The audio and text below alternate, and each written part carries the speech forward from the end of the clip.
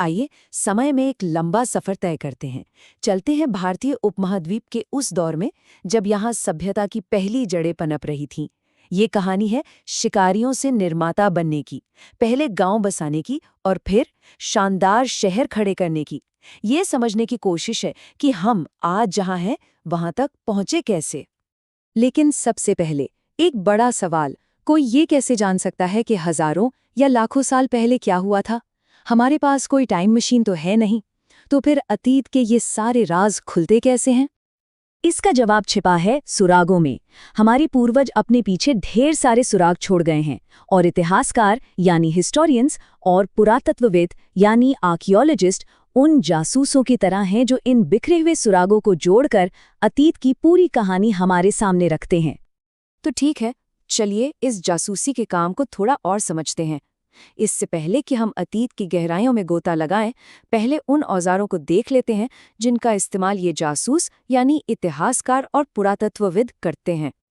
तो सबसे पहला सुराग है पांडुलिपि या मैन्युस्क्रिप्ट। जरा सोच कर देखिए, जब कागज नहीं था तब लोग ताड़ के पत्तों पर या हिमालय में मिलने वाले भुर्ज पेड़ की छाल पर हाथ से लिखते थे। इन किताबों में धर्म, दवाइयाँ, विज्ञान और राजा महाराजाओं की जिंदगी के बारे में लिखा होता था। ये बहुत नाजुक होती थीं, कई तो वक्त के साथ खत्म हो गईं, लेकिन जो बच गईं वो किसी खजाने से कम नहीं है। दूसरा सुराग है शिलालेख यानी इंस्क्रिप्शन। अभी पांडुलिपियों के मुकाबले कहीं ज्यादा टिकाऊ होते थे। क्यों? क्योंकि इन्हें पत्थर या धातु जैसी सख्त चीजों पर उकेरा जाता था। राजा महाराजा अक्सर अपनी जीत या अपने आदेश इन पर खुदवाते थे ताकि ज्यादा से ज्यादा लोग उन्हें देख सकें, पढ़ सकें और याद रख सकें। एक तरह से ये उस जमाने के परमानेंट पब्लिक नोटिस बोर्ड थे। और फिर आता है पुरातत्व यानी आर्कियोलॉजी। ये उन लोगों के बारे में जानने का सबसे अच्छा तरीका है जिन्होंने अपने पीछे कुछ लिखा हुआ नहीं छोड़ा। आर्कियोलॉजिस्ट जमीन की खुदाई करके पुराने औजार, मिट्टी के बर्तन, इमारतों के खंडर और यहाँ तक कि इंसानों और जानवरों की हड्डियां भी निकालते हैं। ये सारे सुराग हमें बताते हैं कि उस जमाने में आम लोग कैसे रहते थे, क्या खाते थे और उनकी जिंदगी कैसी थी। तो अब हमारे पास जासूसी के औजार हैं, है ना? तो चलिए अब असली सफर शुरू करते हैं और समय में और भी पीछे चलते हैं। उस दौर में जब इंसान एक जगह टिककर नहीं रहता था बल्कि हमेशा सफर में रहता था। जरा कल्पना कीजिए, आज से लगभग 20 लाख साल पहले इसी उपमहाद्वीप पर हमारे पूर्वज रहा करते थे। आज हम उन्हें शिकारी संग्राहक के नाम से जानते हैं। ये नाम इसलिए क्योंकि वो जंगली जानवरों का शिकार करके और जंगल से फल फूल, जड़ें और अंडे इकट्ठा करके अपना गुजारा करते थे। वो जंगली दुनिया में सरवाइव करने के असली मास्टर थे। पर सवाल ये है कि ये लोग एक जगह से दूसरी जगह घूमते क्यों रहते थे? भाई, इसके पीछे बड़े ही प्रैक्टिकल कारण थे। पहला, अगर वो एक ही जगह ज्यादा दिन रुकते तो आसपास का खाना पीना खत्म हो जाता। दूसरा, जानवर भी तो चारे की तलाश में घूमते थे, तो शिकार के लिए उनके पीछे जाना ही पड़ता था। तीसरा, अलग अलग मौसम में अलग अलग पेड़ों पर फल आते थे। और चौथा, और शायद सबसे जरूरी, पानी की तलाश में। लाखों साल तक जिंदगी ऐसे ही चलती रही, लेकिन फिर कुछ ऐसा हुआ जिसने इंसानियत के इतिहास का रुख ही मोड़ दिया। इंसान ने सिर्फ प्रकृति से लेना नहीं बल्कि उसे अपने हिसाब से ढालना सीख लिया। भोजन इकट्ठा करने वाले अब भोजन पैदा करने वाले बन रहे थे। ये सब कुछ शुरू हुआ एक नंबर से, 12,000। आज से करीब 12,000 साल पहले दुनिया का मौसम बदलने लगा, क्लाइमेट गर्म होने लगा और इस एक बदलाव ने सब कुछ बदल दिया। इस क्लाइमेट चेंज की वजह से हम पाषाण युग मतलब स्टोन एज के एक नए चैप्टर में दाखिल हुए। देखिए, जो लाखों साल लंबा शिकारी संग्राहकों का दौर था उसे हम पुरापाषाण काल कहते हैं। फिर जब मौसम ढला तो आया मध्य पाषाण काल, जिसमें छोटे और बेहतर पत्थर के औजार बनने लगे। और फिर लगभग 10,000 साल पहले शुरू हुआ नवपाषाण युग, जो एक असली क्रांति का समय था। तो इस नए युग में ऐसा क्या था जो इसे रेवोल्यूशनरी बनाता है? दो बहुत बड़ी चीजें हुईं।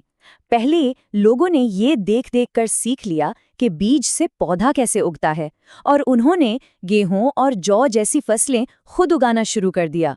दूसरी, उन्होंने जानवरों को पालतू बनाना सीख लिया, जैसे भेड़, बकरी और मवेशी। ये सिर्फ पेट भरने का नया तरीका नहीं था, ये समाज, घर और भविष्य की पूरी सोच को बदलने वाला था। और देखिए, जब कोई खेती करता है तो उसे अपनी फसल के पास रहना ही पड़ता है ना? बस इसी सीधी सी जरूरत ने दुनिया के पहले गांवों यानी पहली बस्तियों की नींव रखी। तो क्या हमारे पास इन पहली बस्तियों का कोई सबूत है? बिल्कुल है। पुरातत्वविदों को पूरे उपमहाद्वीप में इसके निशान मिले हैं। जैसे आज के पाकिस्तान में मेहरगढ़ से गेहूं और जौ के दाने मिले हैं। उत्तर प्रदेश के कुलडीहावा से चावल के सबूत मिले हैं। कश्मीर के बुरजहोम में तो गेहूं और दालें मिली हैं। ये सबूत साफ दिखाते हैं कि कैसे अलग-अलग जगहों पर लोगों ने अपने माहौल के हिसाब से फसलें उगाना और जानवर पालना शुरू कर दिया था। एक जगह टिकने का मतलब था कि जिंदगी पूरी तरह बदल गई। अब लोगों ने स्थायी घर बनाने शुरू कर दिए। अनाज को पीसने के लिए ओखली और मूसल जैसे नए औजार आ गए। अनाज को स्टोर करने और खाना पकाने के लिए मिट्टी के बर्तन बनने लगे। और तो और लोगों ने कपास उगाकर कपड़ा बुनना भी शुरू कर दिया। ये एक बिल्कुल नई जीवन शैली थी। तो अब गांव बस चुके थे, टेक्नोलॉजी बेहतर हो रही थी, आबादी भी बढ़ रही थी। तो इस तरक्की का अगला कदम क्या था? बिल्कुल, शहर। पर रुकिए, ये कोई आम शहर नहीं थे। आज से करीब 4700 साल पहले सिंधु नदी और उसके आसपास इस उपमहाद्वीप के सबसे पुराने शहर बसे। इनमें से सबसे पहले जिस शहर की खोज हुई उसका नाम था हड़प्पा, और इसीलिए इस पूरी महान सभ्यता को हम आज हड़प्पा सभ्यता के नाम से जानते हैं। इन शहरों की जो बात सबसे ज्यादा हैरान करती है वो है इनकी प्लानिंग। ज्यादातर शहर दो हिस्सों में बटे थे। एक हिस्सा था पश्चिम में, जो छोटा था लेकिन ऊंचाई पर बना था। इसे नगर दुर्ग कहते हैं। शायद यहाँ शासक वर्ग रहता होगा। दूसरा हिस्सा था पूरब में, जो बड़ा था और निचले इलाके में था। इसे निचला नगर कहते हैं, जहाँ आम लोग रहते थे। और इसी नगर दुर्ग में एक कमाल की चीज मिली है, मोहनजोदड़ो का महान स्नानागार। ये पक्की ईंटों से बना एक बड़ा सा तालाब था, और इसकी इंजीनियरिंग देखिए। पानी का रिसाव रोकने के लिए इस पर चारकोल की परत चढ़ाई गई थी। माना जाता है कि इसका इस्तेमाल खास मौकों पर धार्मिक स्नान के लिए होता था। पर इन शहरों का असली कमाल तो उनकी अर्बन प्लानिंग में छिपा है।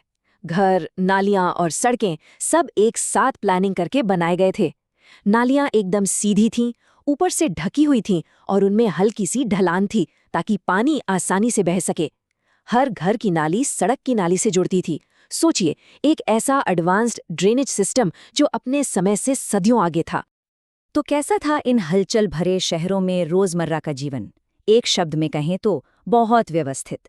यहाँ शासक थे जो शहर की प्लानिंग करते थे, लिपिक थे जो मोहरों पर लिखते थे, हालांकि हम आज तक उनकी लिखावट को समझ नहीं पाए हैं। हुनरमंद शिल्पकार थे जो सुंदर औजार, गहने और बर्तन बनाते थे। और इन सब का पेट भरते थे आसपास के गांवों में रहने वाले किसान और चरवाहे। तो शिकारी की जिंदगी से लेकर इतने एडवांस्ड और सुनियोजित शहर बनाने तक का ये सफर सच में कमाल का है ना? और ये हमें आज कुछ सोचने पर मजबूर करता है। अगर आज से लगभग 4700 साल पहले लोग अपने शहरों के लिए इतनी शानदार और दूर की सोच वाली योजना बना सकते थे, तो सवाल ये है कि आज अपनी सारी टेक्नोलॉजी और ज्ञान के साथ हम अपने भविष्य के लिए कैसा खाका तैयार कर रहे हैं।